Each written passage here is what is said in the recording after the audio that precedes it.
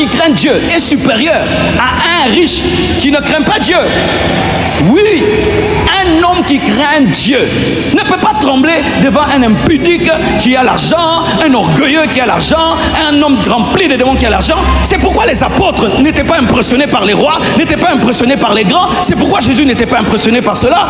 Jésus était impressionné par la foi. La foi, quand Jésus voyait l'affaire, il dit, je n'ai jamais vu une telle foi. Mais Jésus n'a jamais dit, quelle richesse Zachée. Ce qui a touché Jésus dans Zachée, c'est son humilité et sa repentance et ses offrandes. Mais Jésus n'a jamais été impressionné par la richesse d'un homme. Mais toi, tu es chrétien, tu te sens malheureux quand tu vois quelqu'un qui a une voiture que tu n'as pas, alors que tu as une sainteté qui n'a pas, tu as une paix qui n'a pas, tu as une communion avec Dieu qui n'a pas, tu n'as pas ça. Ce n'est pas la Bible. La Bible n'enlève pas la joie au sein. La Bible dit ceci. 1 Timothée 6, verset 6, parce que le contentement, c'est en effet une grande source de gain que la piété avec le contentement. Lorsque tu lis ce passage, tu comprends ceci, que le vrai gain, la vraie richesse pour Dieu n'est pas l'argent, mais la piété et le contentement. Nous sommes impressionnés par les hommes riches. Nous sommes impressionnés par des sommes colossales. Mais Dieu n'est pas impressionné. Regardez même, Jésus, on lui a montré un temple. On dit, regarde ce temple, regarde l'architecture. Est-ce qu'il était épaté?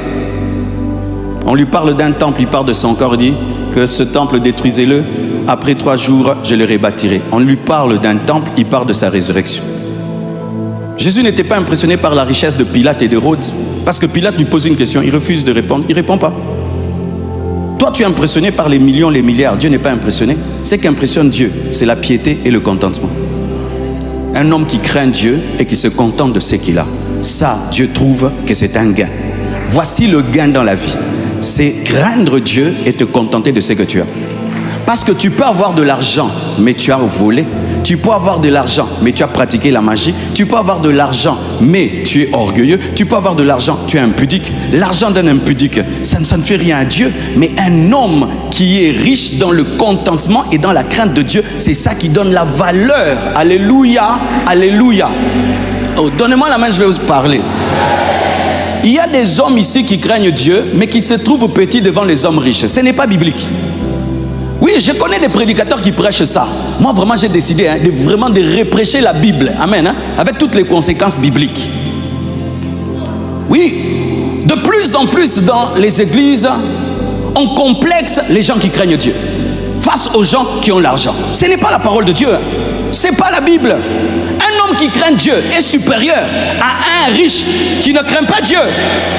Oui, un homme qui craint Dieu ne peut pas trembler devant un impudique qui a l'argent, un orgueilleux qui a l'argent, un homme rempli de démons qui a l'argent. C'est pourquoi les apôtres n'étaient pas impressionnés par les rois, n'étaient pas impressionnés par les grands. C'est pourquoi Jésus n'était pas impressionné par cela. Jésus était impressionné par la foi. La foi, quand Jésus voyait l'affaire, il dit, je n'ai jamais vu une telle foi. Mais Jésus n'a jamais dit, quelle richesse Zachée. Ce qui a touché Jésus dans Zachée, c'est son humilité et sa repentance et ses offrandes. Mais Jésus n'a jamais été impressionné par la richesse d'un homme. Mais toi, tu es chrétien, tu te sens malheureux quand tu vois quelqu'un qui a une voiture que tu n'as pas, alors que tu as une sainteté qui n'a pas, tu as une paix qui n'a pas, tu as une communion avec Dieu qui n'a pas, tu n'as pas ça. Ce n'est pas la Bible. La Bible n'enlève pas la joie au sein. La Bible n'enlève pas la joie aux hommes intègres. Quand on te prêche un message, tu crains Dieu, tu sens ça t'enlève la paix. Ce n'est pas ton Père qui a parlé. Ce n'est pas Dieu qui a parlé. Parce que la manière dont Dieu juge les hommes, ce n'est pas comme les hommes. Les hommes jugent les hommes sur base des richesses. Dieu ne nous juge pas d'abord sur base de nos richesses. Dieu nous juge sur base de notre amour, de notre sainteté, de notre foi. C'est ça la Bible. Une fille vierge, courtisée par des hommes riches et qui se garde, qui n'a qu'une seule jupe, une seule chaussure, face à une fille qui a tout, mais qui couche avec des hommes mariés à gauche et à droite, vous voulez la complexer par rapport à elle? Qui doit être complexé? C'est cette fille qui a beaucoup d'argent, mais qu'elle aille dans la prostitution et dans l'impudicité. Mais voilà que tu es en train de finir l'année triste alors que tu es une sainte femme. Tu es en train de finir l'année triste parce que toi tu marches à pied et que tes amis roulent en voiture, mais toi-même tu sais comment ils ont ces voitures. Sois heureuse, sois fière. Oui, tu seras enlevé. Dieu te connaît par ton nom. Oh, donne-moi l'amen. C'est ça la Bible, mes frères. Pas la psychologie, ni la pensée positive, ni le New Age. Alléluia. C'est une grande source de gain que la piété avec le contentement. Et lorsque vous lisez les passages que j'ai lus avant, on dit quoi? Que l'amour de l'argent est la racine de tous les maux. Un chrétien n'aime pas l'argent. Un chrétien n'aime pas l'argent. Un chrétien a besoin d'argent. Si en toi tu commences à sentir l'amour de l'argent, il y a un problème, il y a une maladie. On a besoin d'argent pour finir le temple. Mais je ne vais pas devenir cupide pour finir le temple. Je ne veux pas vendre mon âme pour finir le temple. Je ne veux pas devenir mendiant pour finir le temple. Je ne vais pas aller toucher à l'occultisme pour finir le temple. Non, non. Si dès le matin, tu penses à l'argent, pas à Dieu, pas à prier, pas à adorer, tu es un cupide. Si en permanence, tu ne penses qu'à l'argent, tu es un cupide. Si dans toutes tes relations, ce que tu cherches, c'est l'argent, tu es un cupide. Si dans tout ce que tu fais, la seule chose que tu cherches à obtenir, c'est l'argent, tu es cupide. Tu es cupide. Et j'entends des gens qui disent, oh non, j'ai dit, celui qui demande l'argent pour chanter est cupide. Ils disent, non, ce n'est pas la cupidité. Oh, un pasteur ne peut pas demander l'argent pour prêcher. Si un pasteur demande l'argent pour prêcher, c'est un cupide. Et si un musicien demande l'argent pour chanter, c'est un cupide. Comment nous, on est cupide par les musiciens? Parce que eux, ils ont étudié à l'INA. Nous aussi, on a fait la théologie, non? Je ne donnerai jamais ma chair à un pasteur qui me demande l'argent pour prêcher. Aucun des pasteurs qui ont prêché ici n'ont demandé l'argent. Aucun. Aucun. Et aucun musicien qui demande l'argent ne chantera ici. Aucun. Demain, Samuel, tu deviens un grand musicien, tu es connu dans le monde entier, et puis pour que tu chantes à la compassion, tu me demandes même $10. Tu ne chanteras pas. Fanana mungongo na yo, fanana ki sikse na yo, fanana ngo korale ko yemba. Alléluia. Quand tu te contentes, tu vaincras la cupidité.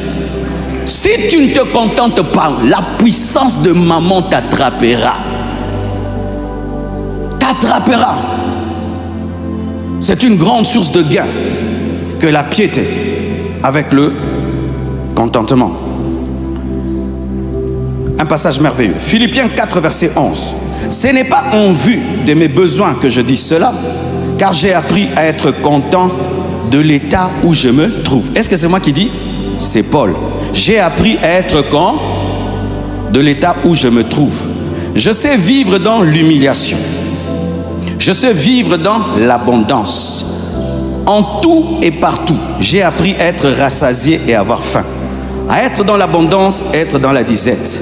Je puis tout par celui qui me fortifie. Vous voyez ce verset-là que nous donnons toujours? Je puis tout par celui qui me fortifie. Nous le mettons souvent. Je vais vaincre, je vais gagner. Le vrai contexte de je puis tout par celui qui me fortifie, c'est j'ai la capacité d'être pauvre dans la richesse et d'être riche dans la pauvreté. C'est ça le contexte. Paul enseigne ceci, que quand il a beaucoup, son beaucoup ne le sépare pas de Dieu. Et quand il a peu, son peu ne le sépare pas de Dieu. Comment il fait? Quand il a beaucoup, il se sent pauvre. Et quand il n'a rien, il se sent riche. Comment? Quand tu as des millions, pour que tu te sentes pauvre, tu considères la perfection de Jésus et tu trouves que tu n'es rien. Et quand tu as peu, pour que tu te sentes riche, tu ne te concentres pas sur ton peu, tu te concentres sur ta position en Christ. J'ai appris à être riche, j'ai appris à être pauvre, j'ai appris à avoir faim et j'ai appris à être dans l'abondance. Quand tu as tout, cherche ce que tu n'as pas.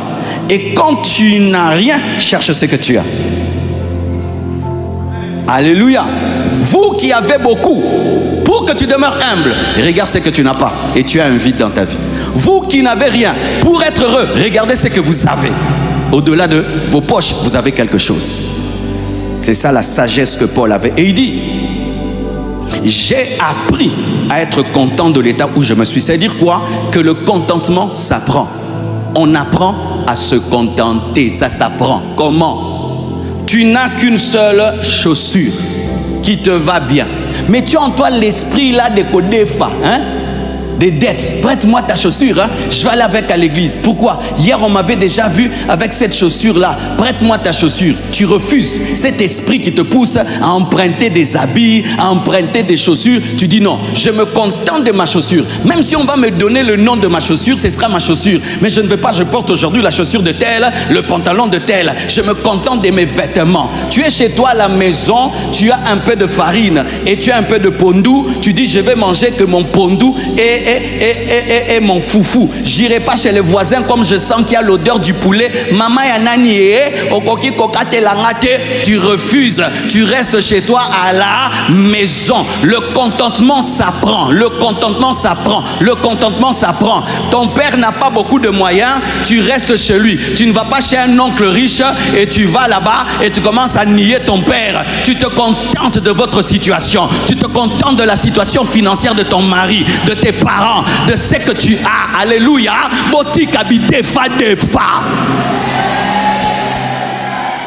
Donne-moi la main. Toi qui as tout le temps des dettes, explique-moi ton problème. Et certains même vous prenez des dettes pour payer des dettes qui payeront des dettes et des dettes. Vous allez finir en prison. Jamais c'est assez pour toi. Il faut que tu empruntes, il faut que tu prennes, il faut que tu prennes, il faut que tu ajoutes. Quand tu vas chez autrui, directement dans la garde-robe, prête-moi ça pour la fête, prête-moi ça pour ceci. Tibaye bayo. Aïe, bomba bomba aïe. Tu appelles même tes frères qui sont en Europe. Yaya et Lambawana. On a monaki na photo. Tindelangango. En français, tu demandes même les habits que tu vois sur Facebook. Ton frère qui est en Europe prend une belle photo. Tu vas sur Facebook. Envoie-moi cette chemise. Envoie-moi ce pantalon. Tu voleras. Tu finiras en prison. Allez payer vos dettes. Et disciplinez-vous. Allez rendre ce qui est autrui. Et ce n'est pas beau. Celui-ci porte cet habit et toi aussi tu portes. Hein? Même les gens disent il y a des trucs spirituels dedans. Même s'il n'y a pas des démons dedans, ce n'est pas bon. Hein? L'autre on le voit dans une boîte de nuit avec cette chemise, toi tu l'amènes à l'église. Contente-toi de tes chaussures. Contente-toi de ta maison. Contente-toi de ce que tu as. Contente-toi de ce que tu es. Aime. Alléluia. Quand tu as beaucoup, sois humble. Quand tu as peu, regarde à ce que Dieu t'a donné au-delà du peu que tu as. Mais contentez-vous. Apprenez le contentement. Aime ta vie. Aime ta vie. Contente-toi. Ne sois pas quelqu'un, tu vas chez autrui. Il y a des maris qui n'aiment jamais amener leurs femmes dans des belles maisons. Ils savent que quand ils vont sortir de là, moi aussi cette télévision-là, moi aussi ces chaises-là, moi aussi ces tapis-là, moi aussi ces fleurs-là, moi aussi ces parfums-là, moi aussi. C'est pourquoi on ne t'amène pas l'envie. Et même ce que certains vous faites, tu vas dans un magasin, tu ne vas pas acheter, seulement regarder. Moi je n'arrive pas à faire ça. J'entre, je prends ce que je veux, je sors, mais tu regardes, mais tu ne vas pas acheter. Tu regardes, tu regardes et tu rentres. Arrêtez ça. Moi, les chrétiens ne font pas du lèche-vitrine. Les chrétiens ne font pas le lèche-vitrine. Je veux acheter quelque chose, j'entre, je cherche, je prends, je sors. Mais regardez des voitures que je n'achèterai pas, des choses que je n'achèterai pas. Pourquoi on a vu mon thème?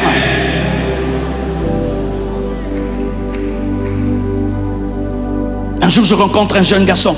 On s'assied, on est en train de causer. J'ai jamais vu quelqu'un me regarder comme ça. Il me regarde de la chaussure jusqu'au pied et il regarde. Tu sens, ses yeux veulent tout m'arracher. Regarde. C'est-à-dire que toi, tu n'es pas digne de porter ça. Il fallait que moi, j'ai porté ça. Apprends le contentement. Arrêtez ces choses. Ah non, mais des choses que je vois vraiment. Hein. On a atteint un niveau. Hein. Tu es dans ta voiture, tu vois quelqu'un, il est sur une moto. Oh, oh tout. Quelqu'un vient avec une belle voiture. Vous tous, vous sortez, vous regardez. Hein? Frère, arrêtez ces choses-là, de regarder trop la vie des gens, d'aller sur Facebook de l'autre, regarder sa vie, aller sur l'Instagram. Il y a même des gens qui mentent. Ce n'est pas sa maison, ce n'est pas sa voiture. Oh, yobé là pour rien, il y a pété. Apprends le contentement et apprenez ça à vos enfants. Amen. Hein? Ton enfant revient, ça c'est quoi? Tel m'a donné, j'ai eu c'est ça, j'ai emprunté de mon ami. Il faut les interdire. Contente-toi de ce que je t'achète. Et ces enfants qui viennent toujours, j'ai vu ça chez tel, fais-nous ça comme tel. Refusez cela, vous êtes en train d'engendrer des voleurs. Interdis à ta femme de te pousser à mener une vie au-delà de tes moyens. Dis non, mon salaire ne permet pas ça. Là, je vais voler. Maman, je vais voler. Je vais voler. Moi, Mouyibi, tu sors la fiche de paye. Maman, $2000 par mois. La voiture là, de 50 000. Mouyibi. Oui, je vais t'acheter ça. Je vais t'acheter ça. Et c'est un bonheur. Quand tu épouses un homme qui se contente, une femme qui se contente, tu vivras longtemps. Certains AVC viennent d'un manque de contentement. Tu peux avoir ta joie et ta paix, vous avez mangé votre pondou, votre riz, et vous avez bu de l'eau. Mais là-bas,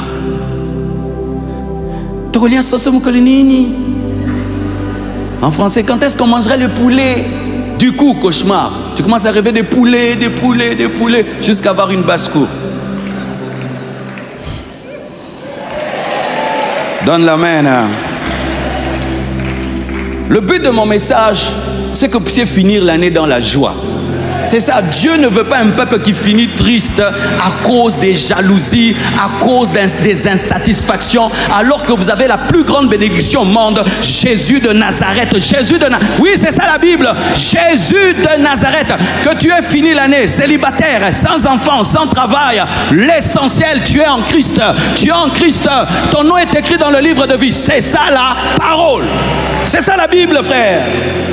Ces autres soucis-là ne sont pas bibliques. C'est le monde, les fausses doctrines qui les mettent dans les cœurs des gens. Et je connais personnellement des gens qui semblent avoir tout, mais ils sont plus malheureux que toi. Plus malheureux. Tu sens vraiment, il est malheureux. Il est riche, il est malheureux parce qu'il ne sait pas avoir la paix intérieure.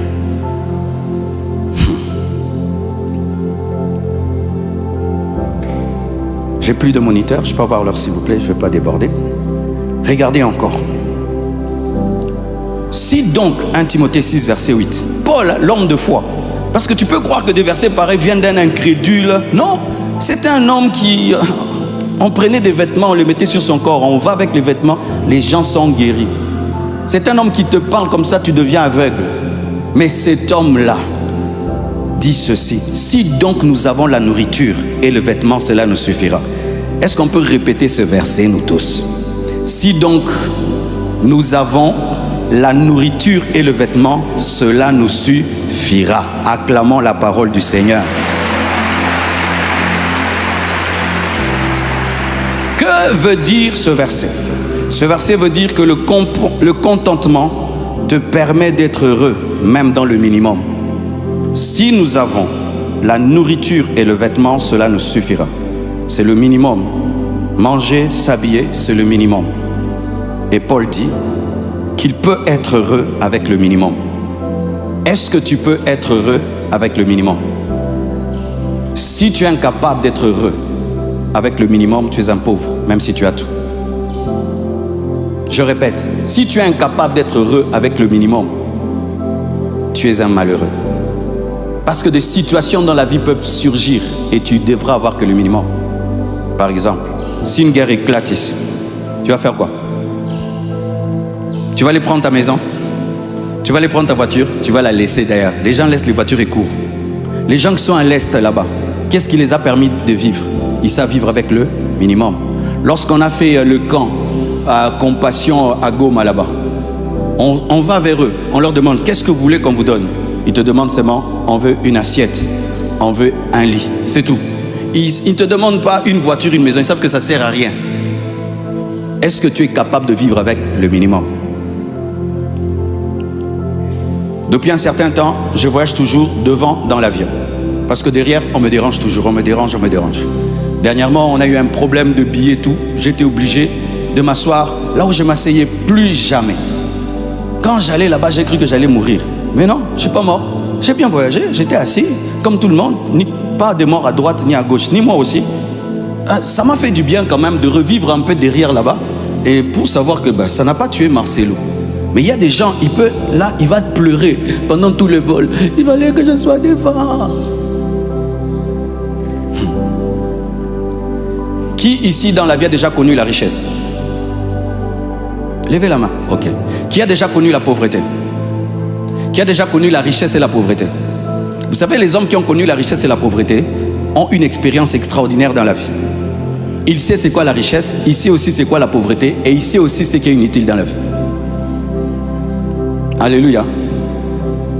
Frères, sœurs, tu as une garde-robe, tu as beaucoup de choses.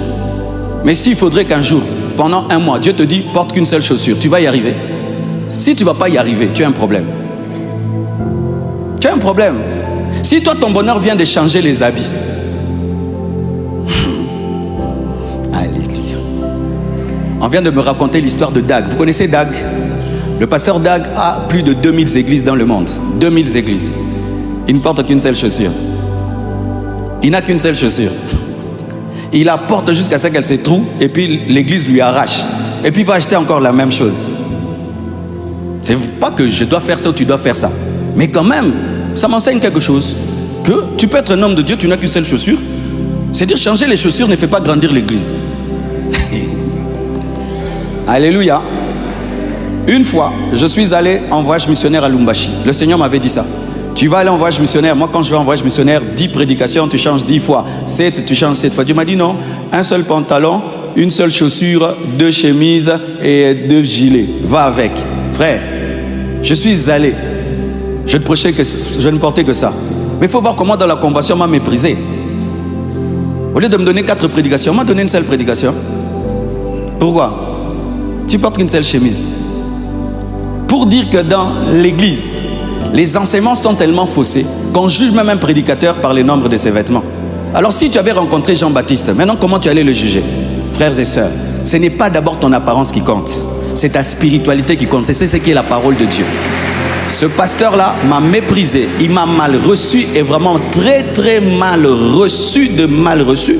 Et puis je suis parti, gloire à Dieu. Des années après, je suis revenu. J'ai commencé à faire des grandes soirées de gloire. Il est revenu encore me chercher pour m'inviter maintenant dans un stade. J'ai dit non, pasteur, tu m'as déjà reçu. Dieu avait permis que je me comporte ainsi pour qu'il me révèle à quel point nous sommes devenus charnels. Alléluia. Si tu aimes beaucoup ta chaussure là, tu l'aimes tellement trop que tu aimes tout le temps la porter. Porte-la, où est le problème? Tu la portes et tu aimes trop cette chaussure. Je l'aime.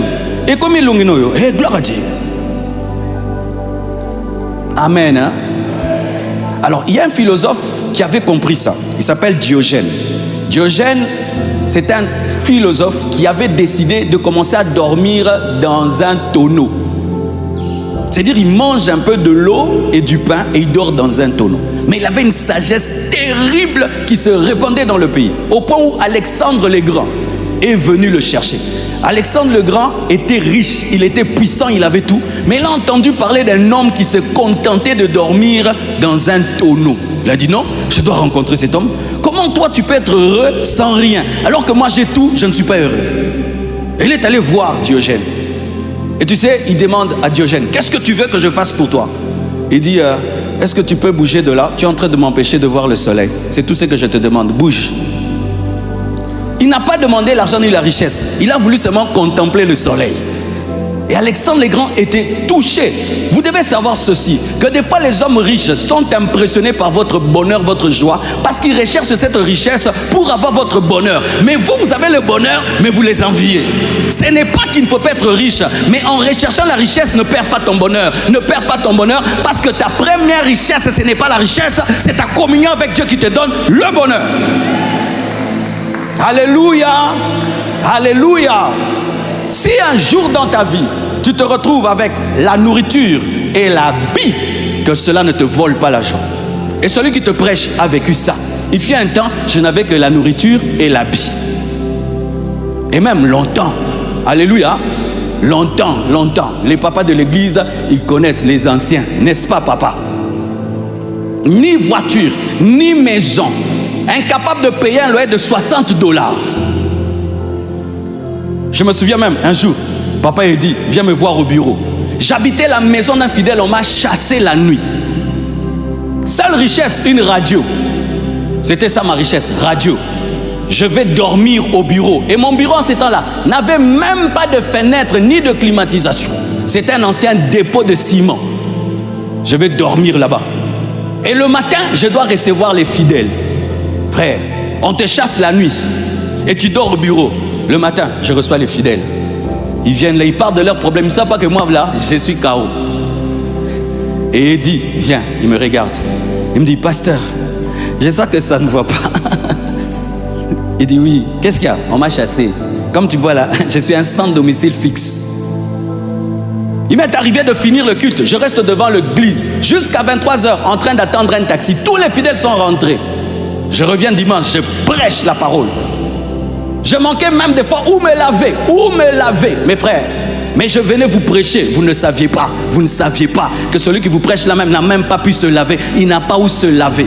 Des fois je tenais des séminaires, mes frères, je n'ai que 2 pantalons.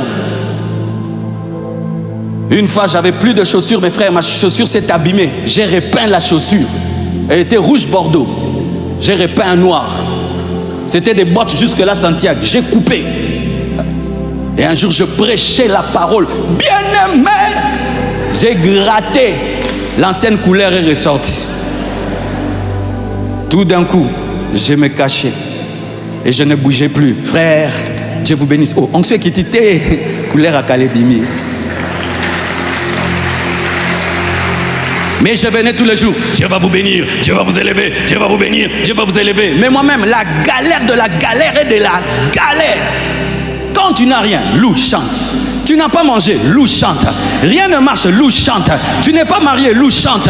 Le Seigneur le voit, le Seigneur le voit, le Seigneur le voit, le Seigneur le voit. Paul dit, si nous avons le vêtement et nous avons le manger, cela nous suffit. Si vous traversez des temps où tu n'as que le manger et tu as le vêtement, cela te suffit. Bénis le Seigneur. S'il ajoute, il ajoute. Et s'il n'ajoute pas, décide-toi de louer Dieu. Oh, regardez Job, Dieu lui prend tout, mais il loue Dieu. Il quitte la richesse. L'homme le plus riche du monde devient l'homme le plus pauvre du monde, mais il loue Dieu. C'est un enseignement important, mes frères. Ça t'aidera beaucoup dans la vie. Parce que tu peux être même dans la richesse. Des temps difficiles arrivent, tu perds tout. Comment tu peux avoir la joie? Si tu as le manger, tu as le boire, cela te suffit. 4 x 4. Imagine, je dormais. Et puis quelqu'un vient, il frappe à la porte. Déjà là où j'habite, ce n'est pas là où je peux vivre. Une mousse par terre et je dors là. Et je prends mes biens, je les mets là pour les surveiller. Il vient, on frappe à la porte, à la fenêtre plutôt. Et puis j'ouvre, dis quoi? Tu dois quitter ici. Pourquoi? Maman a dit que tu quittes. Pourquoi? Les gens ont volé les habits pour raison d'enquête. Frère, j'ai dit, ok. Et puis il me dit, tu iras où? J'ai dit, j'irai. Où? J'irai. Le matin maintenant, tu dois chercher où aller. Et puis je vais dans une famille là. On me reçoit. Un jour comme ça, la nuit, un papa débarque. C'était le chef de la maison. J'habitais dans sa maison qu'il avait avec son ancienne femme. Et il m'a chassé à 23h, menaçant de m'arrêter. Pourquoi un jeune garçon comme ça peut habiter parmi ses filles? Ah!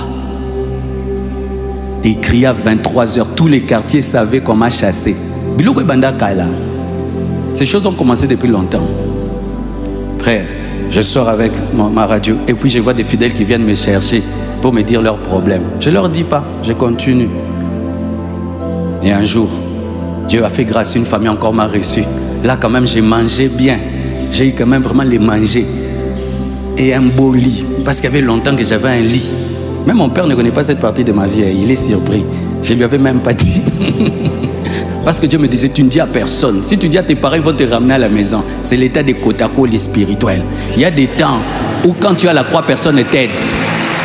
Et donne-moi la main. Simon de Cyrène peut t'aider à transporter la croix, mais pas être crucifié.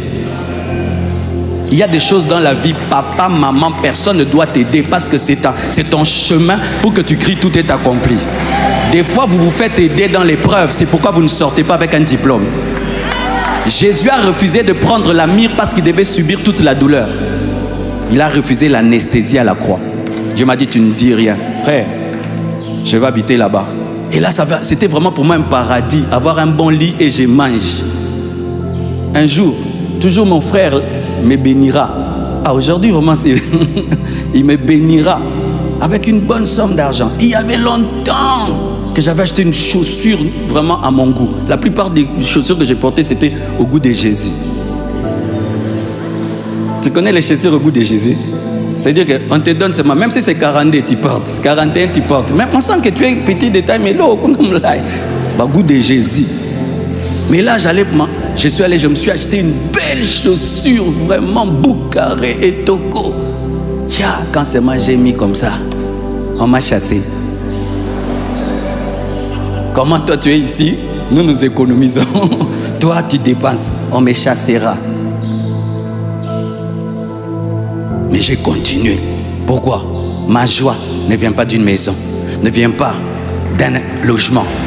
Même si je dors par terre le matin, j'ouvre ma Bible, je fais quitte, les gens tombent, mes bicycles où t'es lit. Je ne te prêche pas des illusions, je te prêche ce que j'ai vécu. Être capable d'être heureux avec rien, seulement avec ton Dieu. Et tu impactes les gens. Tu vas prêcher dans des grandes églises. Tu ne tombes pas dans les appels de fonds des escrocs ou voler comme ça. Tu prêches, on te donne presque rien du tout. Bénis Dieu, tu pars. Mais un jour, lorsque la bénédiction vient, mais tu as ce cœur-là, elle ne te fait rien.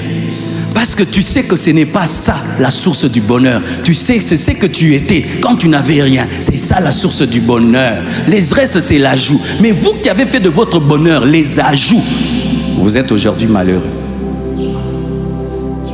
Waouh. Je devais finir ça aujourd'hui quand même.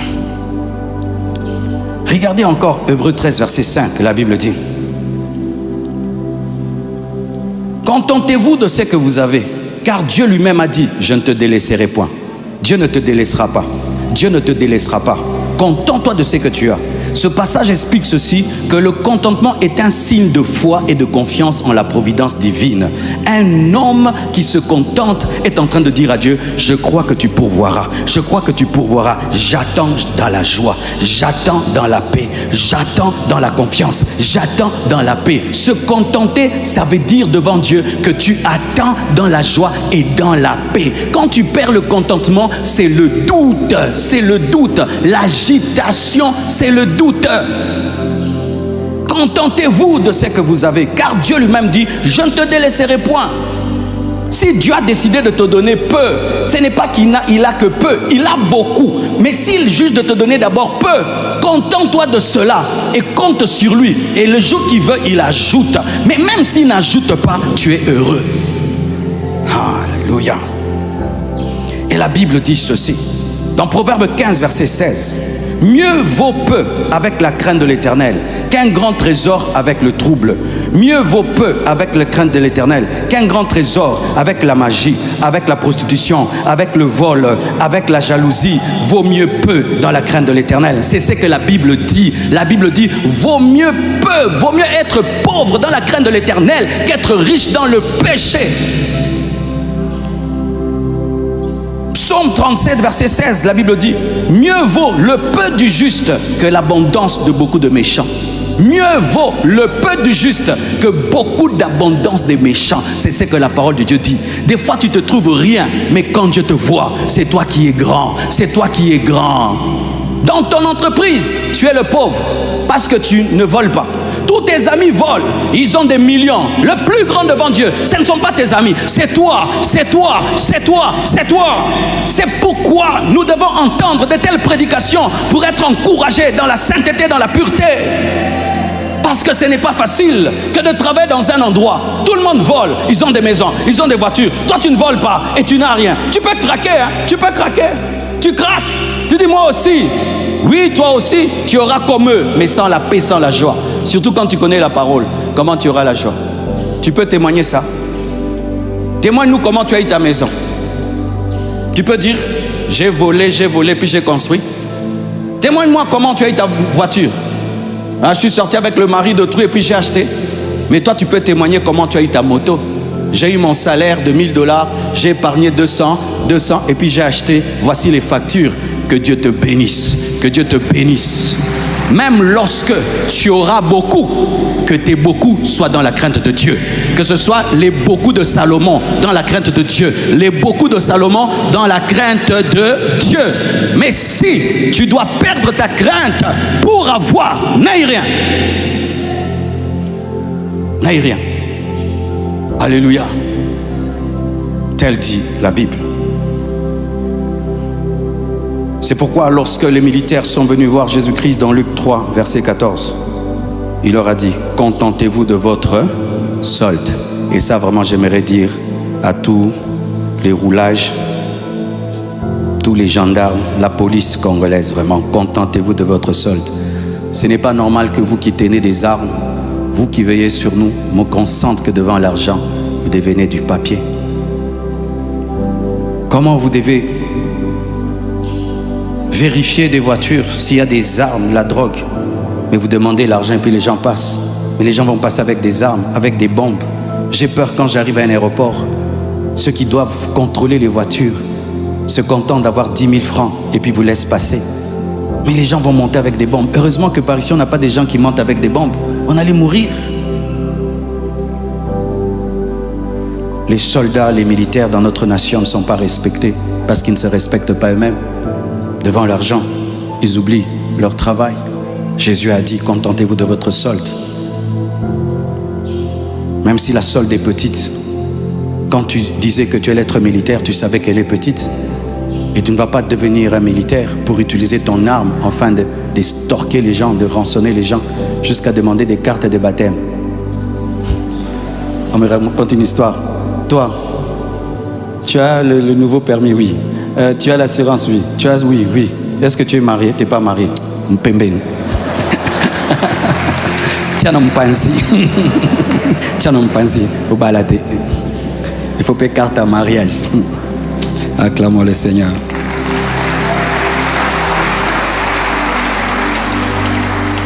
Terminons avec ce passage merveilleux qui résume le contentement. Jean 3, versets 26 à 32. Ils vinrent trouver Jean et lui dire, Rabbi, celui qui était avec toi au-delà du Jourdain et à qui tu as rendu témoignage, voici il baptise et tous vont à lui. Jean répondit, un homme ne peut recevoir que ce qui lui a été donné du ciel. Vous-même m'êtes témoin que j'ai dit, je ne suis pas le Christ, mais j'ai été envoyé devant lui. Celui à qui appartient l'épouse, c'est l'époux, mais l'ami de l'époux qui se tient là et qui l'entend éprouve une grande joie à cause de la voix de l'époux. Aussi cette joie qui est la mienne est parfaite. Il faut qu'il croisse et que je diminue. Celui qui vient d'en haut est au-dessus de tous. Celui qui est de la terre est de la terre. Et il parle comme étant de la terre. Celui qui vient du ciel est au-dessus de tous. Il rend témoignage de ce qu'il a vu et entendu. Et personne ne reçoit son témoignage. Acclamons la parole du Seigneur. Donnez-moi quelques minutes, je vais finir. Ce passage est merveilleux. Jean-Baptiste est le prédicateur le plus élevé de son temps. Il va prêcher dans le désert et des foules le suivent. Dans cette foule vient un homme et il dit que celui-ci est l'agneau de Dieu. Il baptise Jésus. Devant tous, il baptise Jésus. C'est comme si Jésus s'est soumis à Jean-Baptiste et que Jean-Baptiste est plus que Jésus. Les disciples de Jean-Baptiste se sentent supérieurs. Notre maître a baptisé ce Jésus. Quelque temps après, Jésus-Christ commence son mouvement et il commence à baptiser beaucoup plus de gens que Jean-Baptiste. Humainement, charnellement, ça peut te blesser que celui que toi tu as présenté, celui que toi tu as baptisé, puisse avoir plus d'impact, de résultats que toi. Celui qui a commencé après toi a plus d'impact que toi. Les disciples de Jean viennent en lui pour allumer une jalousie en lui, une comparaison, une rivalité entre lui et son maître Jésus. Et ils ne savent pas que Jésus est son maître. Il parle dans la dimension humaine. Regarde celui que toi tu as présenté, il fait plus que toi. Son ministère est en train d'avaler le tien. Des choses charnelles que les gens amènent même dans l'œuvre de Dieu. Et vous qui avez de tels langages dans l'œuvre de Dieu, vous devez vous repentir parce que souvent vous êtes la cause de la perdition de beaucoup d'hommes de Dieu. Certains hommes de Dieu dévient. Ce sont les gens qui sont autour d'eux, qui ont un esprit de rivalité, de compétition, qui viennent leur dire les choses de Dieu mais de manière charnelle. Ils viennent auprès de Jean-Baptiste pour susciter une comparaison, une rivalité, une jalousie pour que Jean-Baptiste haïsse Jésus, combatte Jésus. Écoutez la réponse de Jean-Baptiste. Il dit, l'homme ne peut recevoir que ce qui lui a été envoyé du ciel. Pour dire quoi? Ce qu'il fait lui a été envoyé du ciel. Ce que j'ai fait m'a été envoyé du ciel. Et le ciel a dit qu'il sera plus grand que moi. Laissez-le devenir plus grand que moi. Vaut mieux qu'il croisse et que je diminue. Lui c'est l'époux, moi je suis l'ami de l'époux. Je n'ai pas son niveau. Il est plus grand que moi. Il est plus grand que moi. On vient susciter en lui la jalousie et la comparaison. Mais lui il élève Jésus et il casse l'esprit de rivalité et de compétition qu'il y avait dans ses disciples. Alléluia, alléluia. Qu'est-ce qui a permis à Jean de ne pas tomber dans ce piège? Le contentement. Il était content d'être l'ami de l'époux. Il était content d'être celui qui présente l'époux. Il était content d'être de la terre et Jésus du ciel. Ce qui fait qu'il ne pouvait pas combattre Jésus parce qu'il était déjà content de présenter Jésus. Chaque fois que quelqu'un viendra te parler pour créer une jalousie en toi, glorifie la personne. Alléluia. Ah, tu vois pas lui, ah oui, il me dépasse. Tu vas voir, ça va s'arrêter là. Oh, tu as vu celui-là, il est mieux que toi. Oui, oui, oui, il est vraiment mieux que moi. Ça s'arrête. Parce que c'est quand tu vas entrer, non, il n'est rien. Tu commences à le diminuer que tu tombes dans le piège. Jean-Baptiste n'est pas tombé dans le piège. Pourquoi? Il avait accepté sa position. Alléluia. Est-ce que tu acceptes ta position? Tu acceptes ta place? J'aime beaucoup les gardiens des buts. Tu vas voir la plupart des buts marqués par le numéro 9, par le numéro 10. Et lui dans son but, il saute. Mais lui n'a pas marqué. Il sait que c'est l'équipe qui a marqué. Même si ce n'est pas moi. Si le numéro 9 a marqué, j'ai marqué. Il faudrait que le numéro 9 marque pour que notre équipe continue. Et pour que je puisse képer à la Coupe du Monde, il faudrait que Messi soit Messi. Pour que le gardien puisse aller à la Coupe du Monde. Réjouissez-vous de ce que Dieu fait dans la vie des autres. Ne sois pas jaloux de ce que Dieu fait dans la vie des autres. Il se peut que Dieu l'a appelé à être plus grand que toi. Ne combats pas quelqu'un qui est appelé à être plus grand que toi, tu perds ton temps. Parce que c'est le ciel qui l'a décidé. Même parmi les disciples de Jésus, tous n'étaient pas proches de Jésus-Christ, très proches. Il y avait Pierre, Jean et Jacques. Ce n'est pas tout le monde qui était proche. Tous les disciples de Jésus, ce n'est pas tout le monde qui a écrit. Ce ne sont pas tout le monde qui a écrit l'évangile, écrit les épîtres. Ce n'est pas tout le monde qui a vu l'Apocalypse. Aime ta place. Et si on te dit que quelqu'un te dépasse, tu dis oui, Dieu l'a appelé à me dépasser. Gloire à Dieu. Tu n'as pas le choix, il te dépasse. Qu'est-ce que tu vas faire? Il t'a dépassé. Gloire à Dieu. Dieu l'appelle à me dépasser. Mais moi aussi je vis. Ce n'est pas parce que Jésus est Jésus que Jean-Baptiste n'est rien. Et Jésus, lorsqu'on va auprès de Jésus, c'est ce qu'il dit. De tous ceux qui sont nés de femmes, il n'y a pas plus grand que Jean-Baptiste. C'est ça être spirituel, frère. Le contentement arrête la médisance. Le contentement arrête les critiques. Le contentement guérit même les disciples lorsqu'ils ont un esprit de rivalité. Alléluia. Que Dieu vous bénisse abondamment.